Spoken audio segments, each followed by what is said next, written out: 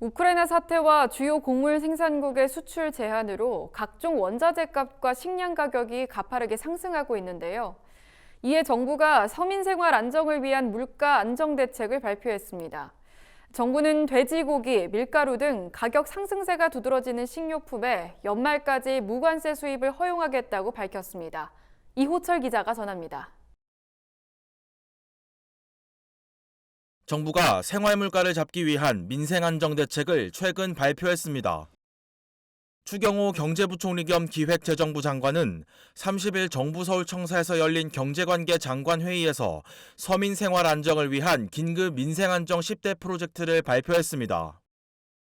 정부는 밥상 물가를 안정시키기 위해 주요 식료품에 부과되는 관세나 부가가치세를 인하하거나 면제할 방침입니다.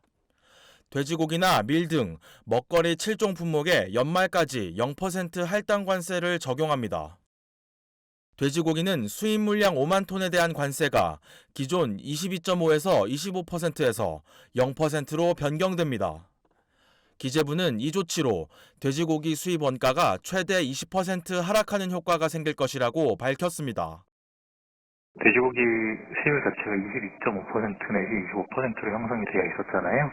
관세를 적용받고 있던 국가로부터 들어오는 물량들 있지 않습니까?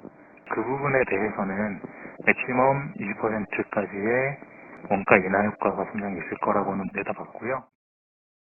대두유와 해바라기 씨유의 관세율은 현행 5%에서 0%로 밀과 밀가루에 대한 관세율은 각각 1.8%와 3%에서 0%로 적용할 방침입니다. 이미 할당 관세가 적용되던 사료용 뿌리채소류는 물량을 70만 톤에서 100만 톤으로 확대하고 달걀 가공품은 6월에 종료되는 0% 할당 관세 적용 기간을 연말까지 연장하기로 결정했습니다. 식재료비를 낮추기 위한 밀가루와 사료 매입비 지원 방안도 포함됐습니다. 정부는 밀가루 가격 상승분의 70%를 지원하고 제분업계가 20%를 부담해 밀가루 가격 상승을 최소화하기로 했습니다. 또 축산농가의 사료 구매 비용을 저리로 지원하고 농협의 무기질비료 할인 판매 비용의 10%를 지원할 계획이라고 밝혔습니다.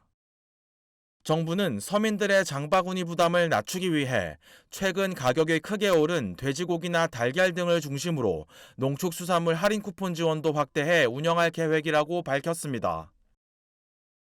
먹거리라든지 이런 쪽에 국민분들께서 가장 필요로 하는 그런 영역에다가 지원을 초점을 두었다고 보시면 될 것 같습니다. 이 밖에도 정부는 가계 생계비 부담을 줄이기 위해 올해 2학기 학자금 대출 금리를 시중금리 인상과 별개로 1학기 수준인 1.7%로 동결하기로 했습니다. 승용차 개별 소비세 인하 기간 연장과 1가구 1주택 실수요자의 보유세도 감면하기로 결정했습니다. NBS 이호철입니다.